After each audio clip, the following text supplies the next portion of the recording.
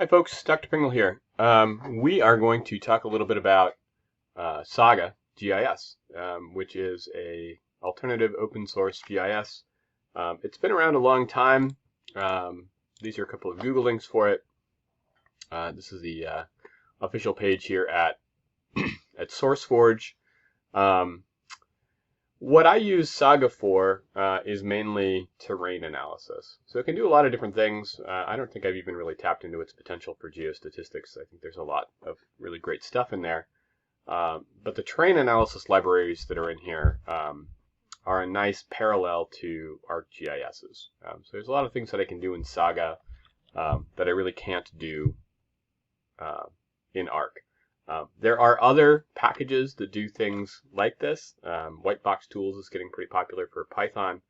And there are a number of other ones out there, and NeilPy can do many of these things as well. But it's a really nice way of sort of doing some simple calculations on terrain.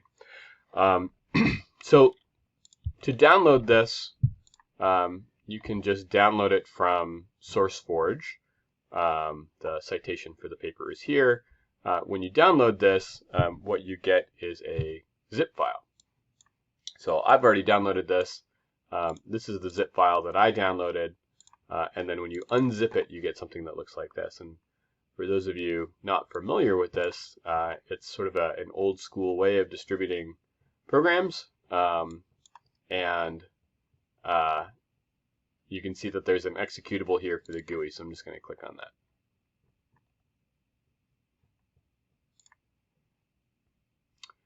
So this is opening up in my other window here. I'll bring it over.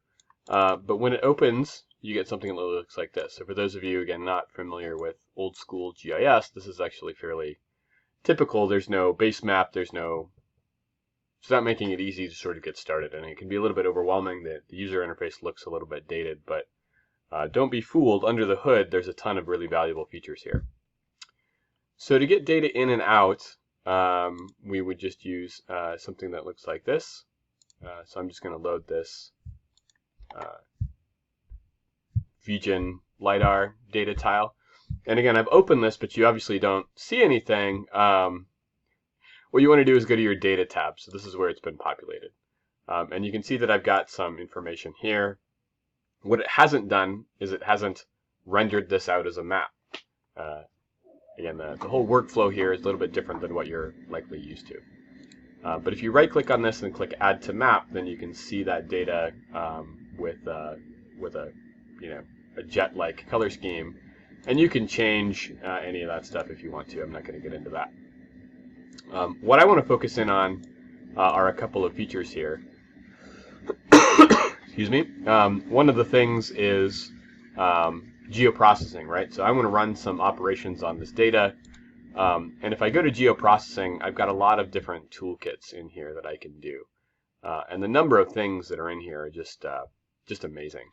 I usually use these things for terrain analysis. So we're going to do two things here. We're going to start off with some very simple analytical hill shading. So this is probably what you're used to for, creating a simple hill shade. Now, what you get when you open this is sort of this blank screen, right? And grid system is not set and elevation is not set. So what you do is you click on these and you pick the layers that you're going to operate on, right? So I'm operating, this is my grid system and this is the data layer that comes in, and then I'm going to set this analytical hill shading to create. I have a number of other parameters that I can set here too, just like any other normal tool. But I'm going to leave those as they are for now, and I'm just going to hit OK. Now, just like previously, we've run the analysis. We've actually got our data layer here, but we're not looking at it. So what we want to do is we want to add that to the map as well. And I'm just going to create a new one. So this is a hill shade rendering of that LiDAR tile that I just had worked with. The calculation is fast.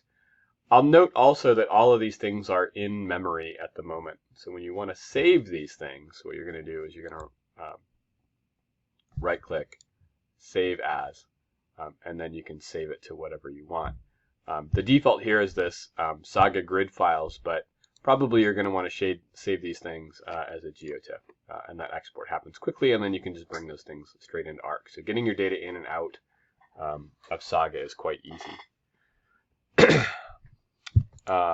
But Saga can do a lot more than simple hillshades, so I'm particularly interested in it for things like morphometry. So there's a lot of different things that you can calculate in here: terrain ruggedness index, topographic position index, convergence index, sky view factor, various hydrological things like flow accumulation models, and so on. I tend to be interested in another thing down here, which is Geomorphons. So for those of you who haven't seen Geomorphons before,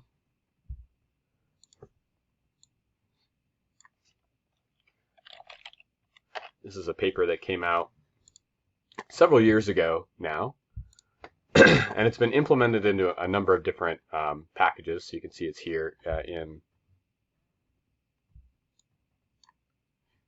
R. And what it does is it calculates these sort of typical terrain metrics. So is it a flat, is it a peak, is it a ridge, a shoulder, a spur, a slope, and so on. This is actually based on another calculation, which is called Openness, which is essentially pretty equivalent to sky view factor, which is about how much of the sky can you see at any given point in your DEM. But it's going to output this as a classification. It's going to spit out whether the thing you're looking at here is again a flat, a ridge, a spur, a hollow, typical kinds of things. And the original paper here is referenced. This is Stepinski and Janowitz's collaboration from almost 10 years ago.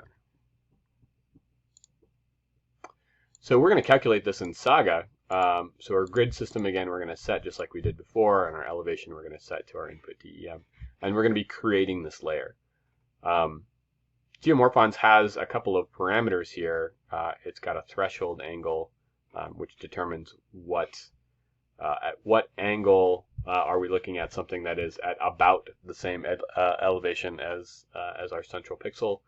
And then the radial limit is how far out we're gonna look. So one of the nice things about Openness and Geomorphons is they're not limited to this sort of narrow window. They extend out, and we can set that limit to whatever we want. In this case, this is set to 10,000, and you'll want to pay attention to what the units are here. So mine is in meters, so this would be 10,000 meters, and this happens to be a 1 meter per pixel resolution. So I'm going to leave these alone for now. You've got a couple of options here for how you want to do the calculation, but we'll just hit OK. Now Geomorphons is a much more computationally intense metric. So it's basically got to iterate through and look at every pixel, or you can actually set it to make some jumps, but it's going to be calculating a lot more than just sort of the simple analytical hillshade. So it does take quite a bit longer. Even so, Saga tends to run pretty quickly. The calculations I've found are really quite efficient, and so even things that do take a long time in other systems tend to go pretty quickly here. So just another second. There we go. Again, we populated this over here on the left. So we're going to add that to map, and we get something that looks like this. So what you're getting here is the same color pattern here.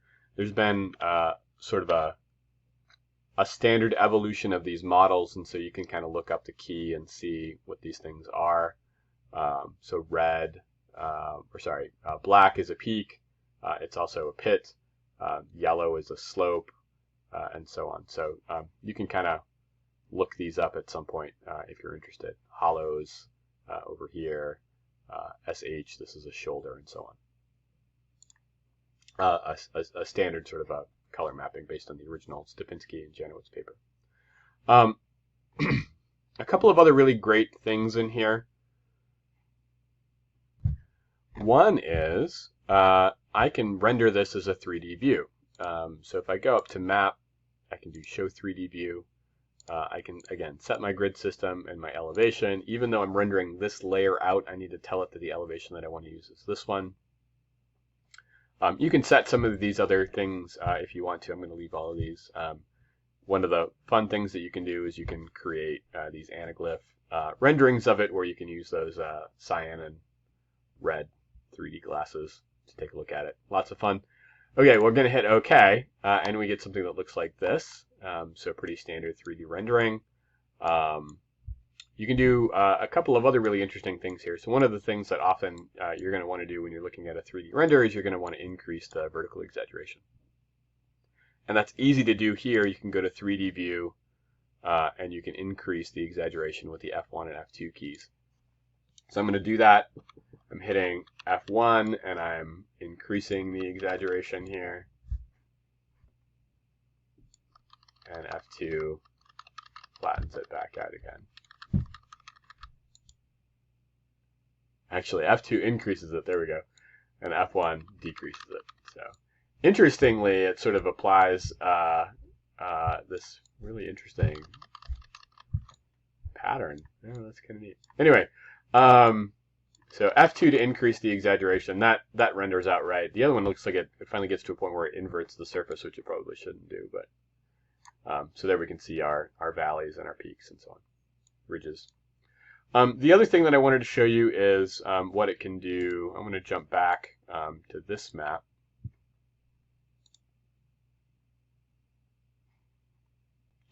So sorry for the jump here, but I've just X'd that 3D view out, and I'm back.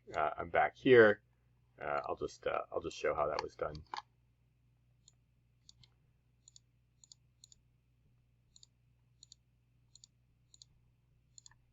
So we had a 3D view here, and we just closed it out like so.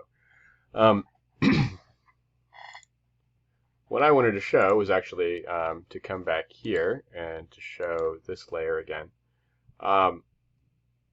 What I wanted to do was show the cell values. So if you turn this on and you hit apply, when you zoom in far enough, you can see that you're actually going to see the original pixel values here. Now that's something that I really appreciate because as you're working on some of these features, it's just incredibly important to be able to dive in a little bit and see what's going on with the actual numerical values.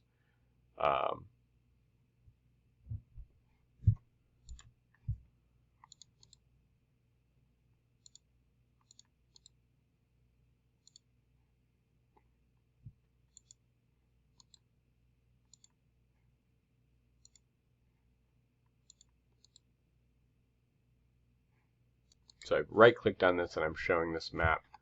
You know, as you dig in here, we can